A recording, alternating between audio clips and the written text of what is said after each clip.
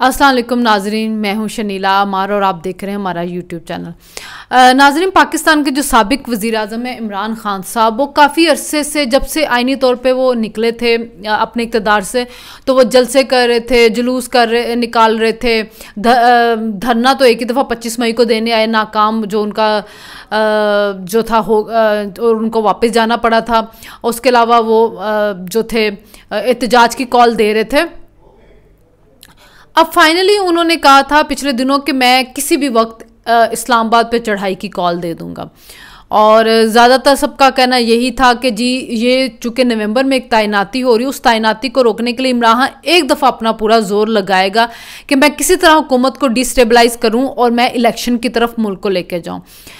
लेकिन इलेक्शन देखिए किस तरह हो सकते हैं नाज़रीन। आपका 1/4 पाकिस्तान जो है वो इस वक्त सैलाब में डूबा हुआ है। सिंध, बलूचिस्तान, केपी की, पंजाब की साइड पे कम है, लेकिन है तो सही, सैलाब वहाँ पे भी आया हुआ है। तो जो मसाइल थे वो सबके सामने थे कि अगर पानी उतर भी जाएगा, उसके बाद उनको उनकी आबादकारी के ऊपर इतना टाइम लगेगा, उन लोगों को पैसे आपने देने होंगे, वो वसाइल कहाँ से आएंगे। 55 अरब रुपए का आपका तखमीना लगा है इलेक्शन का। उसके अलावा अगर आपने ईवीएम पे करवा तो 500 अरब उसके एक्स्ट्रा। तो ये सारे जो मसले थे, और इस वक्त मुल्क में महंगाई इतनी ज़्यादा हो चुकी हुई थी, तो हुकूमत ये कह रही थी कि हम आप ज़रूर इलेक्शन में जाएंगे, लेकिन इस वक्त आपके पास पंजाब में भी हुकूमत है, केपी के भी हुकूमत है, आप क्यों नहीं वहाँ पे काम करके अवाम को रिलीफ देते। लेकिन इमरान खान साहब का एक्चुअली मसला ये था कि उनको एक तो उनको डर उन सारी चीज़ों के से है जो उनके खिलाफ केसेस खुल चुके हैं। एक तो शाहाना का केस, पता नहीं उसमें इलेक्शन कमीशन क्या फैसला करेगी, लेकिन इलेक्शन कमीशन लगता है कि प्रेशर में आ रही है इमरान खान साहब के, तो शायद वहाँ से कुछ ऐसा फैसला आ जाए जो इमरान खान की तवक्को के मुताबिक हो। जैसे आज भी इमरान खान साहब और जज साहिबा के घर चेंबर चले गए थे, उनसे माफ़ी मांगने लिए, वो अदालत में मौजूद नहीं, तो पता करके गए होंगे कि वो अदालत में मौजूद नहीं है और मैं माफ़ी भी नहीं उससे मांगूंगा। वो कहते हैं ना पंजाबी, गोंगोला तो मिट्टी चाड़ना, तो वही काम जो है उसने वहाँ पर करने के लिए गए थे, तो मिट्टी वो झाड़ के आ गए, क्योंकि उनको डर था नाअहली का, क्योंकि इस्लामाबाद हाई कोर्ट में अतर मिनुल्लाह की जो कोर्ट थी वो काफ़ी सख्त उनके ऊपर हो रही थी। बहरहाल उसके अलावा जो फॉरेन फंडिंग का केस था, उसमें भी जो एफआईए तहकीकात कर रही थी, तो रोज़ बरोज़ नए से नए इंकशाफात होते, तो बड़ा सख्त केस इमरान के खिलाफ जो था ना वो बनने जा रहे थे। तो इमरान को यही डर था और इसी वजह से वो अपनी आइनी तौर पे निकाली गई हुकूमत। देखिए इमरान हमेशा कहते हैं मेरी हुकूमत किसने निकाली, मेरी हुकूमत के रिजीम चेंज। आपकी हुकूमत तो चल इस्टेब्लिशमेंट के कंधों के ऊपर रही थी, इस्टेब्लिशमेंट के कहने के ऊपर आपके तहादिया आपके साथ मिले थे। पंजाब में वो भी पूरे नहीं हुए, फिर जहांगीर तरीन का जहाज़ चला था, और इधर आप कहते थे, मैं खुद मुंह से कहते रहे कि मैं फ़ोन कॉल्स करवा के एजेंसियों से तो इनको बिल्स वगैरह के लिए लाता था, तो वही तहादी दूसरों के साथ चले गए। आप अवाम के बलबूते पे आए होते तो आपको ये साजिशी बयानिया भी ना गढ़ना पड़ता जो आपने अमरीकी साजिश का गढ़ा था, जिसके अंदर जो आपकी ऑडियो लीक्स जो आ जाइए, जो आप साइफर के ऊपर कह रहे हैं हम मिनट्स ऑफ मीटिंग के अंदर तब्दीली कर देंगे, हम अपनी मर्जी का एनालिसिस देंगे। और खान साहब ने एक चीज़ जो साबित की ना वो ये कि मेरे जो फॉलोअर्स हैं ना अकल से पैदल हैं। उन्होंने कहा इनको क्या पता और ट्रांसक्रिप्ट है कि लेटर है, इनको तो लेटर ही कहेंगे हम, यानी उनको पता है मैं जो चूरन बेचूंगा मेरे जो कल्ट फॉलोइंग है उसने तो मान लेनी, क्योंकि उन्होंने ना सोचना है, ना समझना है, ना तहकीक करनी है। उन्होंने कहा हो खान साहब लेटर करें तो लेटर होगा, हाँ सब ट्रांसक्रिप्ट करें तो ट्रांसक्रिप्ट होगी। कोई खुद से उन्होंने अकल तो इस्तेमाल करनी नहीं है खान साहब के सपोर्टर्स ने। तो जो खान साहब थे उन्होंने एक तो ऑफिशियल सीक्रेट एक्ट का आप ये देखें कि उन्होंने खिलाफ वर्जी की है। खिलाफ वर्जी क्या की है कि आप के पास जब ये साइफ़र आते हैं आप किसी से ये डिस्कस नहीं कर सकते, क्योंकि ये भी एक हुकूमती राज होता है ना। और जब ये साइफ़र जो होते हैं अहम साइफ़र जो होते हैं, जो वज़ीर आज़म को दिया जाता है, फॉरेन मिनिस्टर को दिया जाता है, आर्मी चीफ़ को दिया जाता है, ISI चीफ़ को दिया जाता है, ये बाद में एक मुकर्ररा मुद्दत के बाद वापस लिया जाता है और इनके ऑडिट होते हैं। अब जो इतला आई है कि जो इमरान खान साहब के पास साइफ़र था वो इमरान खान साहब ने चोरी हो गया, वो रिकॉर्ड में नहीं है, PM के रिकॉर्ड में वसूल करने का है, लेकिन उनके कागजात में वो वापस करने का नहीं है और कागजात में मौजूद भी नहीं है। इसका मतलब कि वो ओरिजिनल अपने साथ ले गए, क्योंकि उन्होंने कहा यही था कि हम कॉपी करा लेंगे, कॉपी करा के इसके हम अपनी मर्जी का इसको तजिया कर लेंगे। अब ये सारी चीज़ें थी, ये सारा सिनेरियो बन रहा था, जिसकी वजह से अब इमरान खान साहब जो थे घबरा रहे थे। तो एक तो ये था कि उनको लग रही ये था कि महंगाई काफ़ी ऊपर जा रही है, तो ये जो इस वक्त मैंने बयानिया लिया हुआ है, महंगाई भी ज़्यादा, तो शायद इलेक्शन हो 2-3 महीने में मैं जीत भी जाऊँ। फिर ये भी उनको है कि आर्मी चीफ मेरी मर्जी का लग जाए ताकि वो फिर मेरे कहने के ऊपर आके इलेक्शन जो उसको रिग करे।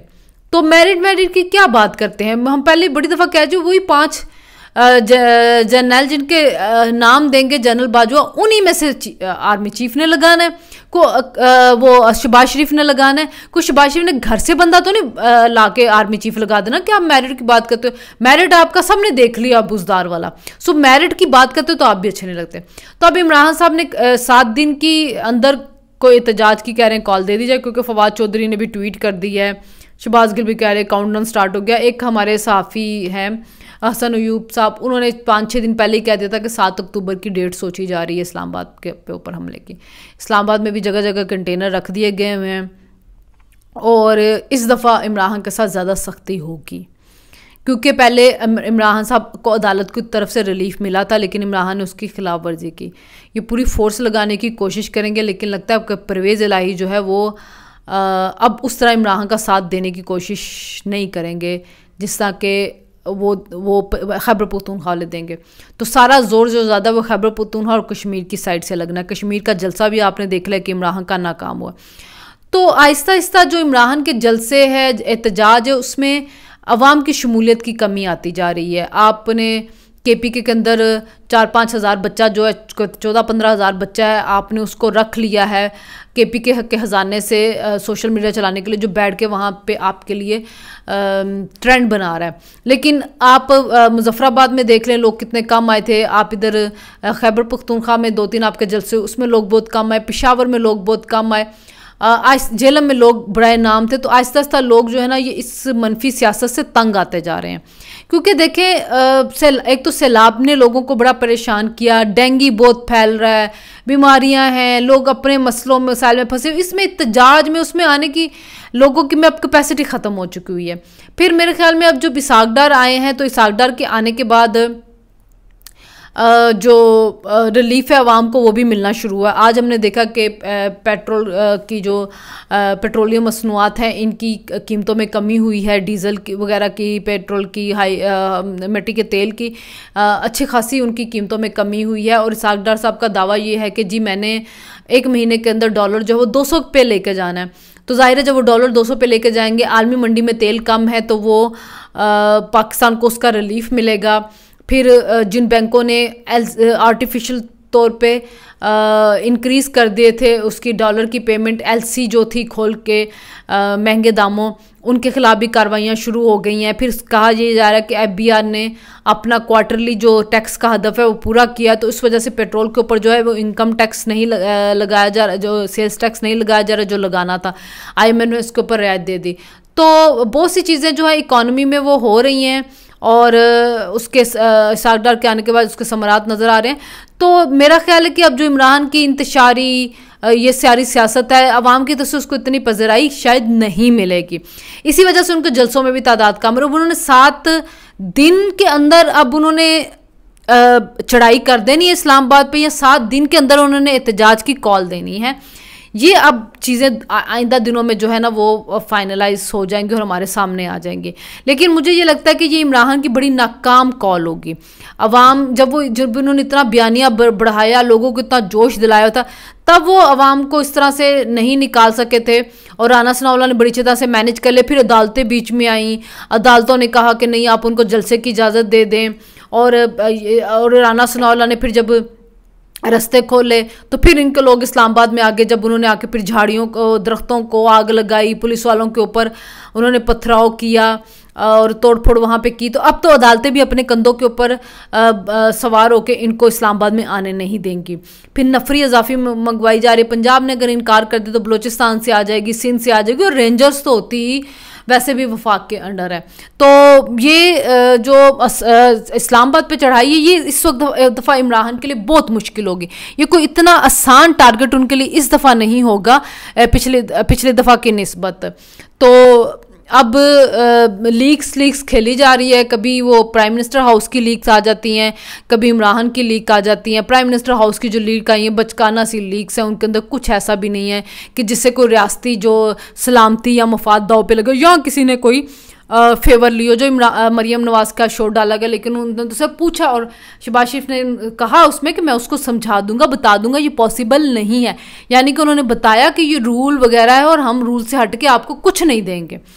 तो देख लें, इससे आपके मतलब वहाँ पे बैठे हुए कोई फेवर नहीं ले रहे, मतलब कोई। और दूसरी तरफ इमरान की लीक्स आई जिससे पता चलता है कि उन्होंने अपने गंदी सियासत के लिए कैसे रियासत के मफाद को दाव पे लगाने की कोशिश कर रहे हैं। यानी कि साइफ़र को तब्दील करना, अपनी मर्जी के मिनट से मिनट बनाना, उसकी फ़ोटो स्टेट करवाना और फिर अपने कल्ट फॉलोइंग को बेवकूफ़ समझते हुए कहना कि उनको क्या पता ट्रांसक्रिप्ट क्या होती है और लेटर का होता है, हम लेटर ही कह देंगे। बहरहाल एक और लीक्स चल रही है जी कि ये जनरल बाजवा की लीक्स आई। वो कोई जनरल बाजवा की लीक नहीं है। पीटीआई वाले जो हैं, आपको पता है कि उनका काम है प्रोपेगेंडा करना, झूठ बोलना। सारी सियासत जो है झूठ के ऊपर इनकी मबनी है। एक झूठ खत्म होता तो दूसरा झूठ शुरू कर लेते, दूसरा तो तीसरा शुरू कर लेंगे और झूठ पे झूठ वो बोलते जाएंगे। जैसे मरियम नवाज कल बरी हुई हैं 7 साल पेशियाँ भुगत के, और किसी जगह पे भी उन्होंने नैब के कवानीन में जो तरमीम आई है उसका सहारा नहीं लिया, किसी जगह पे भी वो भागी नहीं किसी भी उसकी पेशी से, नैब इल्तवा लेता रहा। वही नैब का प्रोसिक्यूटर उनका मुकदमे में आके हुकूमत के से पेश हो रहा था, जिसको इमरान की हुकूमत लगा के इल्तवा पे इल्तवा के ऊपर वो इल्तवा ले रहा था।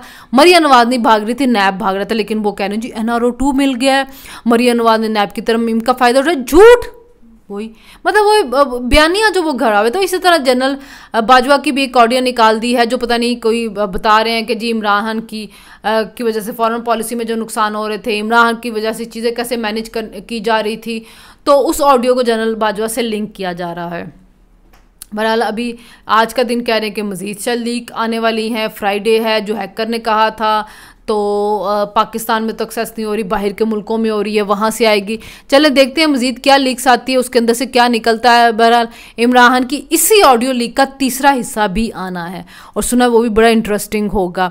तो अभी जो हुकूमत जो है वो मुकदमा कायम करने के लिए जा रही है इमरान पे और आज़म खान के ऊपर, जो ये साइफ़र गायब हुआ है। लेकिन ऑफिशियल सीक्रेट एक्ट जो है वो इमरान पे, आज़म खान पे और असद उमर पे लगता है, क्योंकि जो साइफ़र होता है, फ़ॉरेन ऑफिस वालों के कहना ये है कि ये साइफ़र जो होते हैं ये फ़ॉरेन हर एक के साथ डिस्कस नहीं किया जा सकता। लेकिन इमरान खान ने इसको ज़बान ज़द-ए-आम कर दिया। उन्होंने एंकर्स को बुला के, और एंकर्स भी कह रहे थे कि उन्होंने, मैं कहा जी ओरिजिनल हमारे पास नहीं, जो हमने अपना एनालिसिस किया वो हम आपको, यानी कि वही मिनट ऑफ मीटिंग जिनके अंदर फोर्जरी की गई थी वही उन्होंने एंकर्स को, मीडिया को हर जगह पे पढ़ के बताए, जिसका अपनी मर्जी से उन्होंने सारा एनालिसिस किया हुआ था।